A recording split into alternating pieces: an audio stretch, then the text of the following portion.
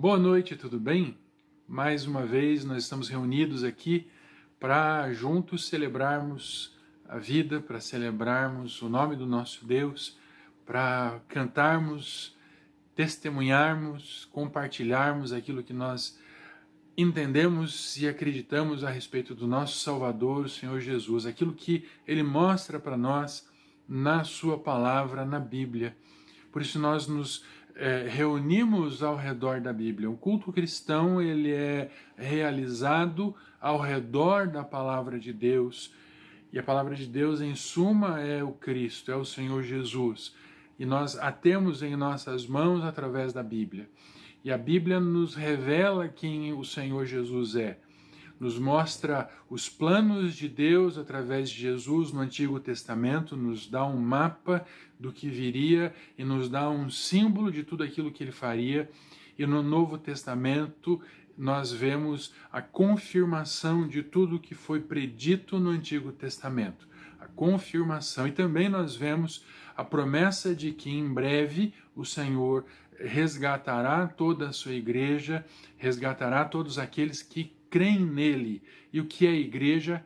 Quem é a igreja? A igreja é composta, a igreja é o corpo de Cristo na terra. E ela é composta por homens e mulheres que creem que o Senhor Jesus é Deus, que creem que ele ressuscitou, que ele foi morto numa cruz pelos nossos pecados, mas ressuscitou ao terceiro dia, recebeu um corpo glorificado, continua sendo homem, mas continua sempre sendo Deus. E ele está assentado ao lado do Senhor, do Pai Eterno, no paraíso, ou seja lá onde for, nós entendemos como o paraíso, mas no reino dele, ele está assentado no trono e está esperando o momento certo para, enfim, resgatar a sua igreja. Enfim, resgatar aquilo que ele tem plantado, aquilo que ele plantou desde o início dos tempos. E nós estamos ao redor da sua palavra para entendermos quem ele é, para falarmos a respeito dele e para compartilharmos o nosso testemunho, aquilo que ele realmente tem realizado nas nossas vidas. Nós ainda estamos realizando nossos cultos dessa maneira, através da internet, porque ainda não nos sentimos confiantes e ainda não nos sentimos capazes de nos reunirmos em um local físico, num prédio, numa casa, e assim celebrarmos o culto juntos. Eu espero que em breve nós teremos o retorno, mesmo que gradual, dos nossos cultos, com um local adequado, com todo um sistema de segurança adequado, porque por mais que já haja um grande avanço vacinal, né, muitas pessoas já foram vacinadas, muitas pessoas já estão inclusive com a segunda dose, mas mesmo assim nós ainda não nos sentimos confortáveis em expor a comunidade a um risco que nesse momento nós julgamos ser desnecessário. Então em breve nós teremos notícias, em breve nós teremos a oportunidade de juntos celebrarmos e nos revermos, né? Além dos grupos que nós participamos, nos revermos e participarmos daquela comunhão que a gente ama tanto e que a gente sempre fez questão de participar, de ter. Tendo falado isso, nos resta dar início ao nosso culto orando pelas pessoas que nós amamos, orando pela igreja, pelos trabalhos da igreja, mas também continuando no nosso processo de oração pelos médicos, pelos enfermeiros e também pelos doentes. Vamos fazer isso então nesse momento, orando juntos. Deus amado, todo-poderoso, em nome de Jesus que nos reunimos diante do Senhor. Diante do Senhor, ó Deus, nós buscamos entender a tua vontade, buscamos entender aquilo que o Senhor deseja realizar em nossas vidas. Diante do Senhor, nós buscamos fazer coisas diferentes diferentes do que todos fazem, mas coisas que nos levem ao Senhor, que nos aproximem cada vez mais do Senhor. Em Cristo Jesus, nós nos comprometemos a nos aproximar do Senhor e seguindo o exemplo do Senhor Jesus, nos tornando homens e mulheres dignos de estarmos ao teu lado, não pela nossa força, não pela nossa capacidade, mas pelo merecimento de Cristo Jesus.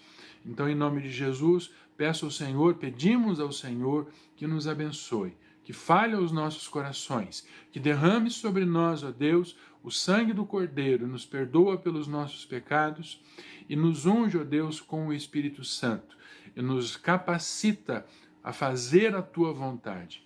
Eu peço também, ó Deus, juntos pedimos pela vida daqueles profissionais de saúde que estão ao redor do nosso mundo, principalmente em nossa cidade nesse momento. Ó Pai, em nome de Jesus, que eles tenham capacidade, tenham discernimento, tenham condições físicas e emocionais de desempenharem os seus papéis como profissionais, como médicos, assistentes, o que quer que seja, Pai, e que façam isso e que tenham a proteção do Espírito Santo e que sigam sempre, ó Pai, com esse ministério de auxílio, ministério de cuidado, ministério de salvar vidas. Abençoa também os cientistas que ainda estão trabalhando no desenvolvimento de medicamentos e de vacinas. Que todos sejam, ó Deus, abençoados pelo Senhor e que tenham em suas mãos a resposta, Pai, que nós tanto necessitamos. Abençoa a nossa comunidade, abençoa a igreja como um todo. Que sejamos, ó Deus, fortalecidos e que nós possamos, a partir desse momento, entender a amplitude do trabalho da igreja, a amplitude de tudo aquilo que o Senhor deseja realizar em nossas vidas e também através das nossas vidas. Nos abençoa, recebe-nos, ó Deus, na Tua presença, as nossas orações e os nossos louvores e fala sempre conosco, Pai. Em nome de Jesus. Amém. Então, nesse momento, depois de termos orado, falado um pouquinho, nós vamos cantar juntos hinos, vamos cantar juntos canções que falam a respeito do nosso Deus.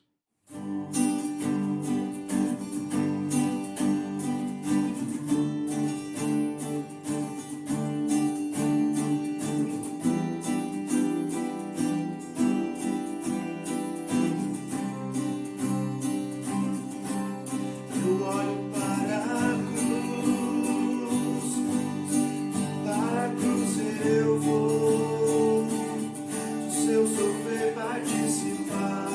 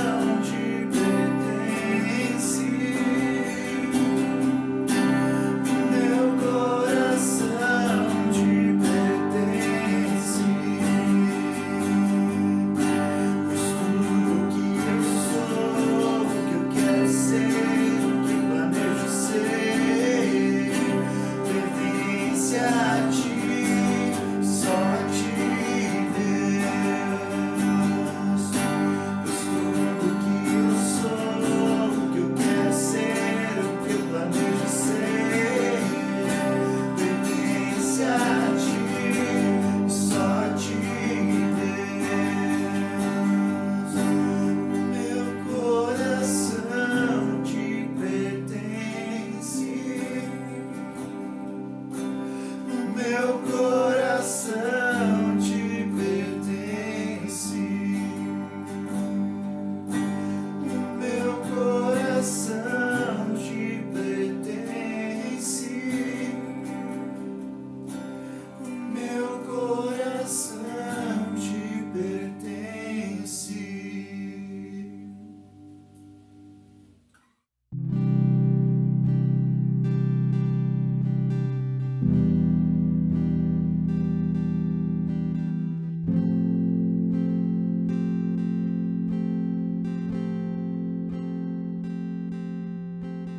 Mesmo sendo assim, pobre pecador, Deus me ama.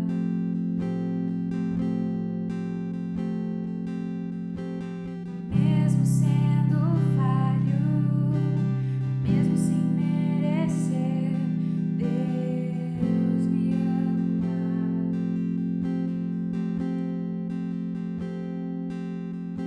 Se estou forte, se eu estou de pé, Deus me ama.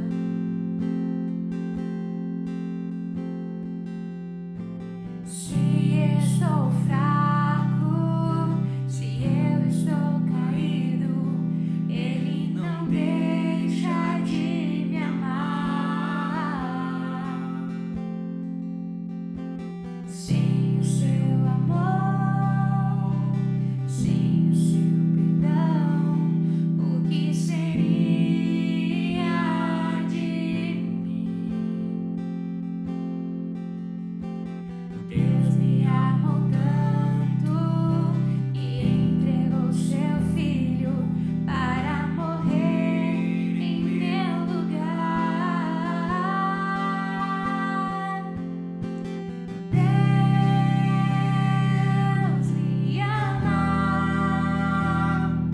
e o seu amor é tão grande, incondicional.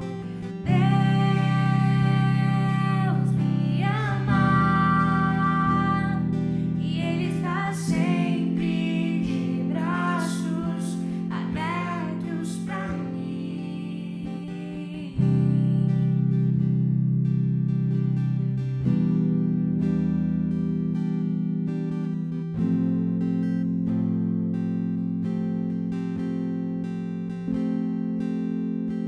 Sem o seu amor, sem o seu perdão, o que seria de mim?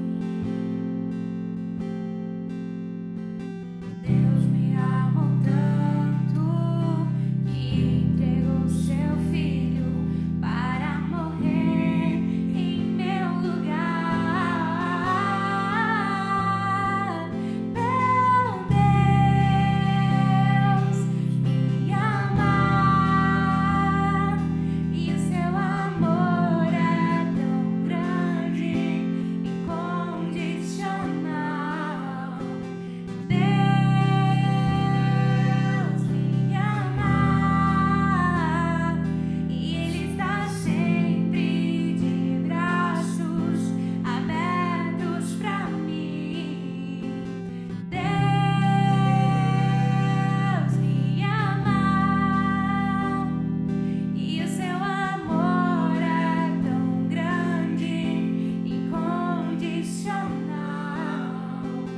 Deus me ama e Ele está sempre de braços abertos para mim.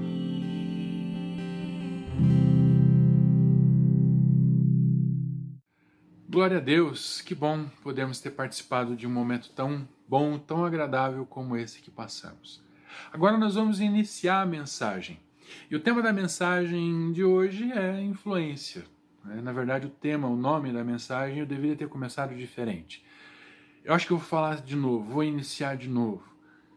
Muito bem, que bom que você participou desse momento de louvor, que bom que você participou comigo desse momento de canções, orou comigo, e agora nós vamos falar sobre influência.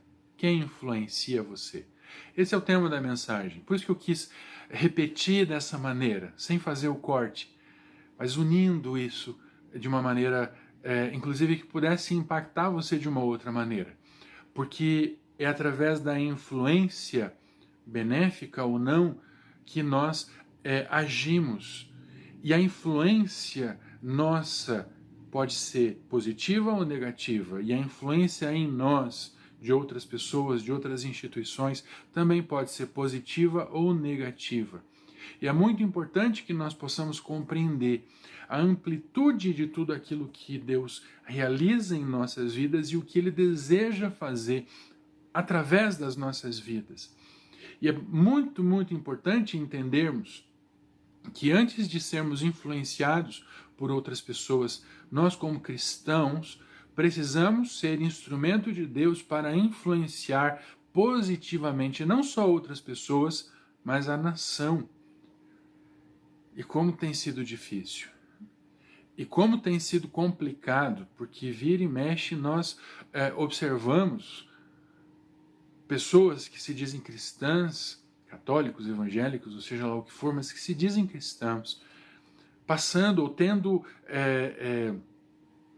passando por situações e sendo expostos e tendo a sua fé questionada, e com isso a fé de todos acaba sendo questionada. A verdade que nós pregamos acaba sendo questionada porque, ao invés de influenciarmos, temos sido influenciados. Eu queria ler com você agora o Evangelho de Marcos, capítulo 8, do versículo 12 ao 21. Acompanha comigo. E suspirando profundamente em seu espírito, disse: Por que pede essa geração um sinal? Em verdade vos digo que a essa geração não se dará sinal algum. E deixando-os, tornou a entrar no barco e foi para o outro lado. E eles se esqueceram de levar pão, e no barco não tinham consigo senão um pão.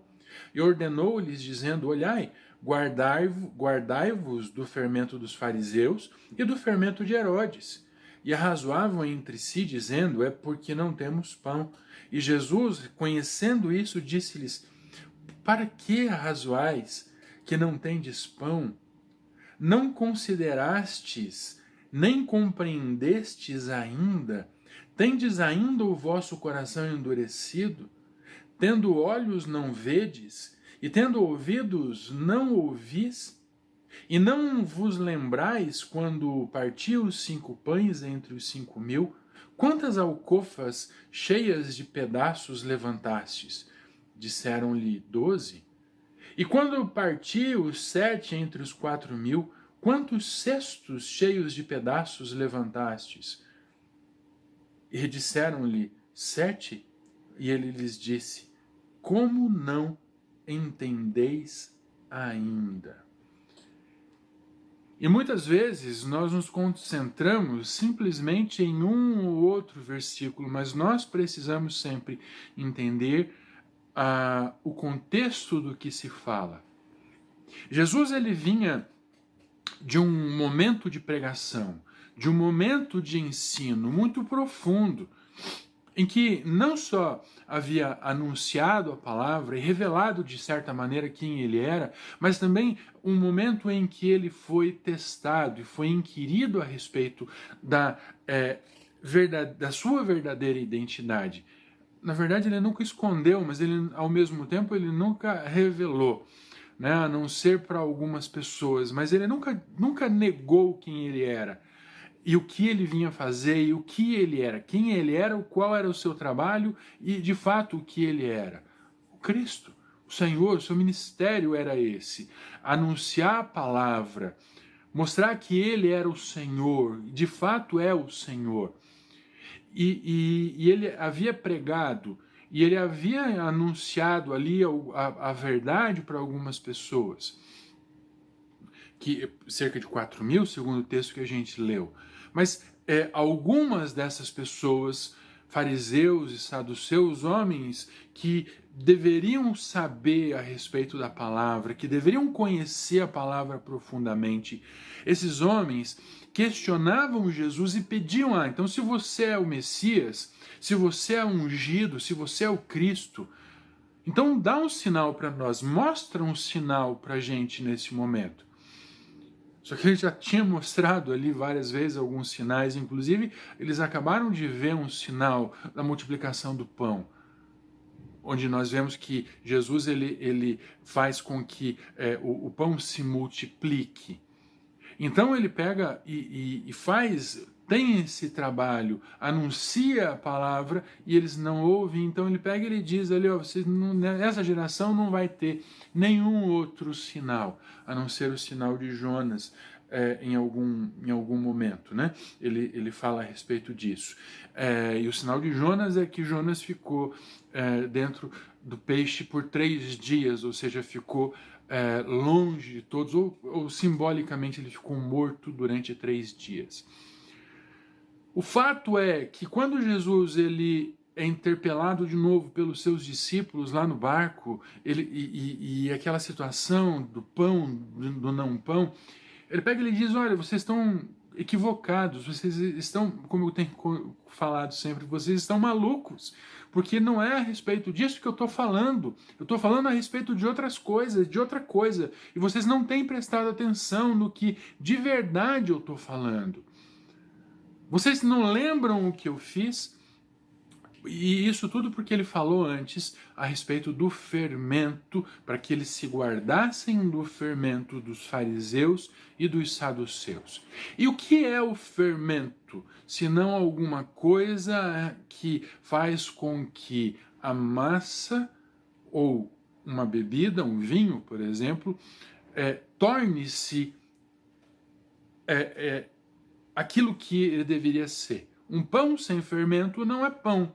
É uma massa cozida ou assada de farinha de trigo que é dura e intragável. A gente vai falar mais a respeito disso. Agora, um pão feito com fermento contaminado, ao invés de fazer bem, ele pode provocar uma intoxicação. E o que ele falava era a respeito disso, a respeito do poder de influência que as pessoas têm umas com as outras. O poder a autoridade faz isso, produz isso. Eu me apresento para você como pastor. Você me reconhece como pastor. E isso me dá autoridade para falar palavras para você, para em alguns momentos questionar você, em outros abraçar você e consolar você. Isso me dá autoridade para dar conselhos para você, somente para ouvir você. Agora, se eu utilizo essa autoridade que você dá a mim para, de alguma maneira, corromper o ministério, corromper a igreja, o que eu estou fazendo é contaminando aquilo que deveria ser puro, contaminando aquilo que deveria ser santo. E muitas pessoas têm feito isso, têm utilizado o poder de influência que tem, a autoridade que algumas pessoas lhes dão para, de maneira arrogante, de maneira criminosa, fazer com que as pessoas, muitas delas, se desviem do caminho que o Senhor tem apontado. E foi o que o Senhor Jesus falou para aquelas pessoas, para os seus discípulos. Se poupem, se separem, se guardem, sejam precavidos a respeito do fermento dos fariseus e dos saduceus. Porque o que eles falam corrompe, o que eles falam afasta vocês do caminho, porque as dúvidas que eles colocam no coração das pessoas faz com que muitas se afastem e não voltem atrás, e não voltem a ter esse relacionamento, ou não possam estar em relacionamento com o Pai. Entende? É isso que o Senhor Jesus fala. O Senhor Jesus fala a respeito da influência negativa que as pessoas têm umas com as outras e que faz com que elas se afastem de tudo o que é bom, de tudo o que é necessário para que a palavra de Deus seja vivificada. Agora imagina uma igreja totalmente corrompida, imagina uma igreja totalmente ensimesmada, que não tem vontade de fazer nada além de corromper, nada além de fazer com que os seus desejos sejam satisfeitos. Então vão para um lado, vão para o outro, corrompem um, corrompem o outro, e a partir disso acabam influenciando a cidade negativamente. Isso é tratado na Bíblia como sinagoga de Satanás, que ao invés de ser uma instituição, uma comunidade que ajuda a transformar a cidade, a nação, que ajuda essa comunidade, que deveria ajudar a sociedade a se transformar e se tornar mais parecida com o Senhor, na verdade afasta pela sua própria corrupção, pelos seus próprios maus feitos, acaba afastando as pessoas do caminho da verdade, acaba afastando as pessoas do caminho que pode lhes trazer a salvação. Por isso que é tão importante que nós entendamos o poder de influência que a igreja tem, o poder de influência positivo e também o poder de influência negativa. E é muito importante que cada um de nós, compreendendo o seu papel como instrumento de Deus, como integrante da igreja, saiba influenciar a sociedade ao seu redor de maneira positiva. Então, vamos falar sobre influência? Vamos falar sobre quem influencia você? Vamos falar a respeito de como você influencia as pessoas? Então, continuando a falar sobre influência, continuando a falar sobre como nós podemos ser úteis ao Senhor, eu preciso desmistificar algumas coisas.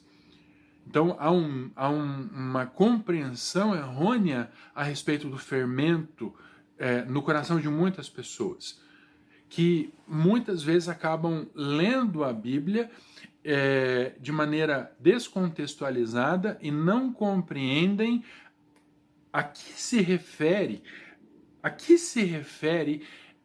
exatamente o Senhor quando fala a respeito do fermento. Nós vamos ler um outro texto, mas eu quero mencionar para você alguns costumes. Houve na história de Israel o início, né, quando Israel saiu do Egito. Quando Israel saiu do Egito, sai levando consigo muitos costumes. Eles haviam passado lá. Aquela nação foi construída literalmente naquele país.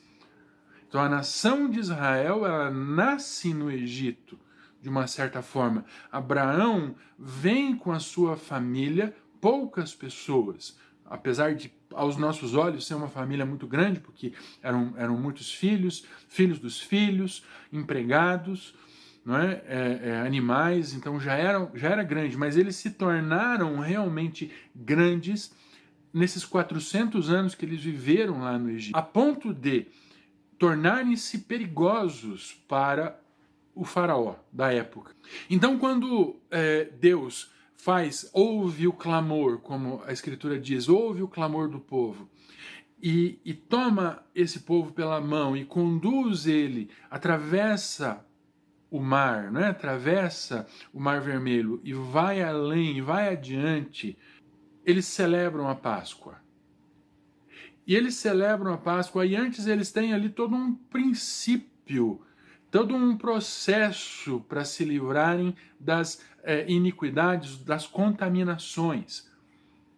Então eles passam ali por um período, esse é o processo de Páscoa, da Páscoa judaica.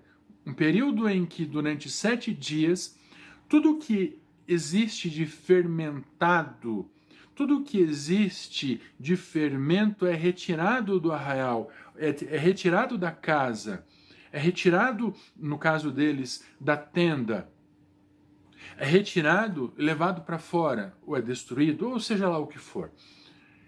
E então, durante aquele período de 7 dias de preparação, nada entra naquela casa que seja fermentado, não tem pão fermentado, não tem massa com fermento, nada.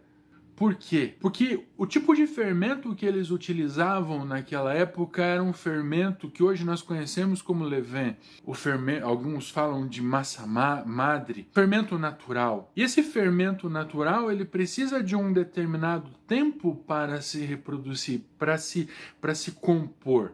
E ele é feito a partir de uma massa antiga ou da mistura de farinha e água.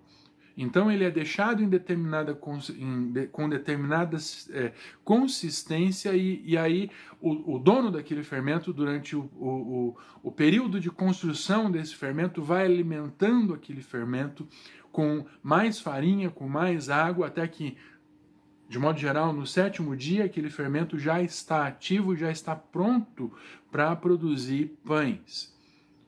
E é um pão que demora muito tempo para ser feito, né? Pelo menos 24 horas para que uma massa, em torno de 24 horas, para que uma massa assim de pão, desse tipo de pão, seja feita. Bem diferente do fermento que a gente usa hoje, de modo geral, nas nossas cozinhas, né? Que em 2, 3, 4 horas está tudo pronto.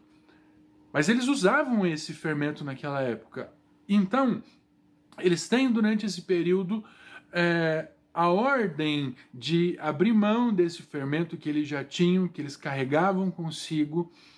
Abrindo mão desse fermento, eles ficam ali somente com a farinha e não podiam fermentar nada. Então Deus manda eles fazerem um pão específico chamado pão ázimo. Um pão estranho, um pão ruim, mas um pão para mostrar simbolicamente qual deveria ser o comportamento deles, e como eles poderiam enxergar a graça de Deus mesmo em tempo de tribulação. E durante esse período, sem o fermento, eles se limpam, se livram de toda e qualquer contaminação. Se limpam, porque um fermento, como eu falei antes, um fermento contaminado, ele, ao invés de fazer uma massa pura, uma massa boa, faz uma massa contaminada que pode causar intoxicação nas pessoas que comem aquele alimento, ou que bebem aquele vinho, ou aquela bebida fermentada, o leite, o iogurte, o que quer que seja. Entende? Então, o que o Senhor fala não é contra o fermento, mas as substâncias que acabam entrando e contaminando o fermento, porque o fermento em si, ele é útil para transformar algo em outra coisa. O leite fermentado, não é? Ele é útil para a flora intestinal do ser humano. O pão faz com que a gente tenha alimento. Um ser humano pode viver literalmente somente com pão e água. Pensa nisso. Um ser humano pode viver literalmente somente com pão e água. Entenda que o que nós estamos falando é a respeito das contaminações do fermento. E o Senhor falou no texto que nós lemos antes, falou a respeito disso, a respeito do fermento ruim, do fermento contaminado, que crescendo espalharia doença e doença espiritual. Então ele usa essa ilustração a respeito do fermento, essa metáfora do fermento, para mostrar o quanto nós precisamos nos proteger do fermento contaminado. No entanto, em Lucas capítulo 13, versículo 20 e 21, temos o Senhor Jesus falando o seguinte: E disse outra vez, aqui compararei o reino de Deus, é semelhante ao fermento que uma mulher, tomando-o, escondeu em 3 medidas de farinha, até que tudo levedou. Tem uma controvérsia a respeito da interpretação mais profunda desse texto, mas a metáfora em si é: uma mulher pega uma porção de fermento, 30%, essa é uma receita de pão com fermento natural, 30% de fermento para 100% de farinha. 3 medidas de farinha, uma medida, né, se você pensar 33,33%, 3 medidas de farinha e 33,33% de fermento. Aquela mulher, ela mistura a água, mistura aquela farinha misturada com água, com o fermento, e reserva para que ao natural ele cresça. Há uma interpretação a respeito disso, falando a respeito dos judeus. Uma medida seria os judeus, uma medida seria os samaritanos e a outra medida os gentios. E esse fermento, então, a palavra de Deus ali escondida nessas 3 porções, levedaria e influenciaria então toda a humanidade, curando através do sangue do Cordeiro, que é a metáfora principal de tudo aquilo que nós vemos na Escritura, o sangue do Senhor Jesus, o sacrifício do Senhor, o pão vivo que desceu do céu, se entrega por nós, nos alimenta e nos dá o caminho para que nós estejamos com Ele na eternidade. E como é maravilhoso isso, não é? O Senhor mostrando para nós que uma massa bem feita, com um fermento bem feito, uma farinha pura com um fermento puro, bem manuseado, produz um pão saboroso, produz um pão que é nutritivo. E o pão foi feito para ser compartilhado. O pão foi feito para a gente partir e dar um pedaço um para o outro. Hoje a gente tem aquele pão pequeno, mas os pães, normalmente os pães clássicos são grandões, grandes. E a gente, às vezes, não tinha faca para ser usada, então eles partiam o pão e aquelas grandes pedaços de pão eles colocavam no molho da carne, comiam e fazia parte de toda a refeição. E então, juntos ali, eles celebravam, compartilhavam uns com os outros a esperança, as situações do dia, e é assim que a gente faz, né? Sentamos ao redor da mesa e tomando café, conversamos, ou à noite, tomando uma sopinha, compartilhamos as experiências, as expectativas, os sonhos. O Senhor Jesus nos orienta a sermos, cada um de nós, fermento dele.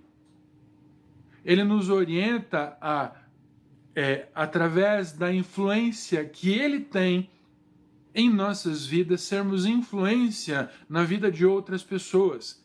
Ele deseja que a nossa vida, junto à vida de outra pessoa, possa produzir um pão melhor, possa produzir uma cidade melhor, a começar pela nossa família.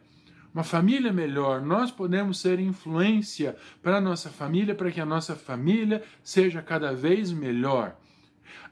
Seguindo adiante, a nossa igreja, seguindo adiante as pessoas que nos circundam, nós somos influência na vida de um e do outro. Agora, nós podemos pegar a influência positiva e sermos fermento bom, que vai produzir uma massa boa, que vai nutrir as pessoas, ou nós podemos ser um fermento contaminado, um fermento que vai apodrecer a massa, que vai causar doença em uma comunidade. Vamos continuar falando sobre influência? Vamos continuar falando a respeito de como você influencia as pessoas ao seu redor?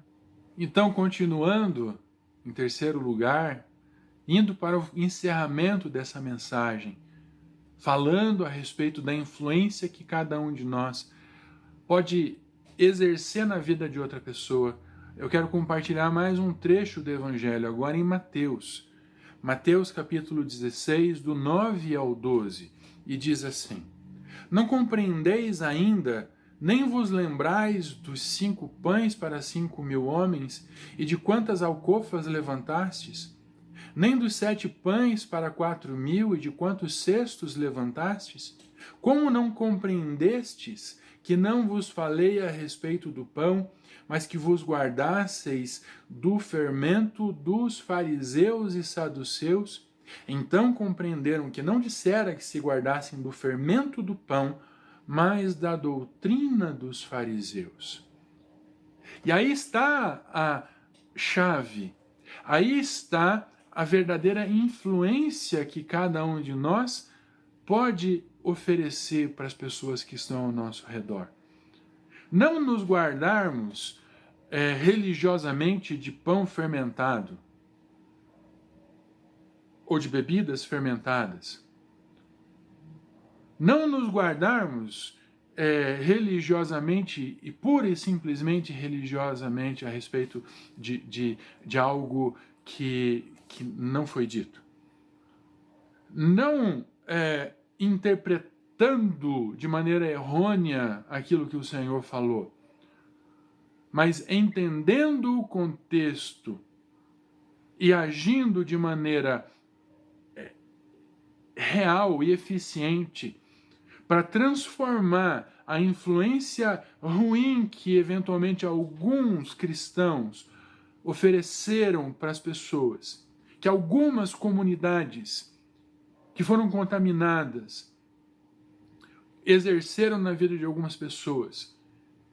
E a partir da influência correta, vinda da palavra de Deus, vinda da autoridade que o Espírito Santo nos dá no sangue, no poder do Senhor, do Cordeiro, do Senhor Jesus. Influenciar uma geração e ajudar a que essa transformação, que haja transformação na vida dessa geração.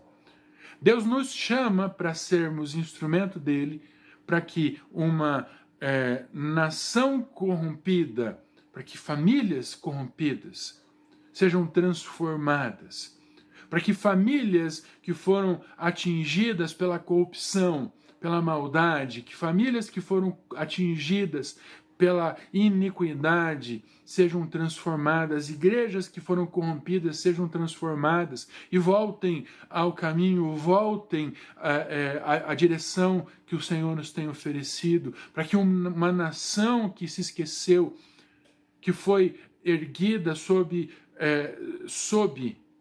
entenda, o Brasil foi consagrado ao Senhor. O Brasil é uma nação que foi erguida sob a cruz de Cristo. E por mais que haja algumas divergências, o desejo dos fundadores, dos descobridores, dos conquistadores, o que quer que seja, sempre foi o de construir uma nação pautada pelo amor e pelo temor ao Senhor. E nós hoje, e é uma responsabilidade, mas nós hoje somos chamados como igreja do Senhor para sermos instrumentos dele na transformação dessa nação. Não vai ser fácil, assim como não tem sido fácil, mas cada um de nós, unidos como igreja purificada e pautada pela palavra de Cristo, pela palavra de Deus, seremos instrumentos do Senhor para transformar tudo aquilo que Ele deseja que seja transformado. E entendendo que a contaminação que vem de fora, a contaminação que acaba entrando dentro dos nossos corações, é essa contaminação que induz ao desvio. Mas se nós estivermos pautados, estivermos ligados em Cristo, certamente nós seremos transformados e certamente as pessoas ao nosso redor serão também transformadas.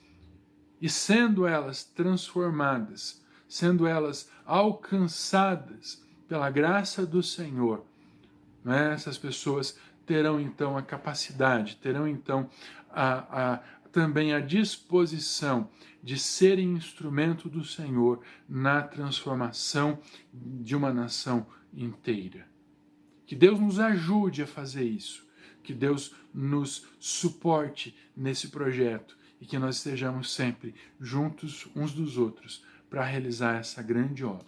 Então agora chegamos ao final dessa nossa celebração, chegamos ao final desse culto onde fomos instruídos. Eu espero que tenhamos sido impactados pela palavra, que você tenha sido impactado pela palavra de Deus e que você se sinta na autoridade do Senhor para ser instrumento dele para transformar uma geração inteira, a sua geração, a começar pela sua casa.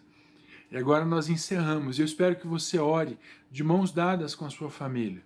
Se você tiver impossibilitado disso por uma ou por outra razão, ore impondo mãos, levantando mãos aos céus, para que as pessoas que você ama sejam alcançadas pela graça e pelo amor do Senhor Jesus. E nós aqui encerramos com a bênção do Senhor, com a bênção apostólica, com o amor do Pai, a graça e a misericórdia do Filho, a comunhão e a consolação do Espírito Santo esteja com você e com toda a sua família e com toda a igreja que se reúne ao redor do mundo, em nome de Jesus. Amém e amém. E você tenha uma boa semana cheia de vitórias na presença do Senhor Jesus.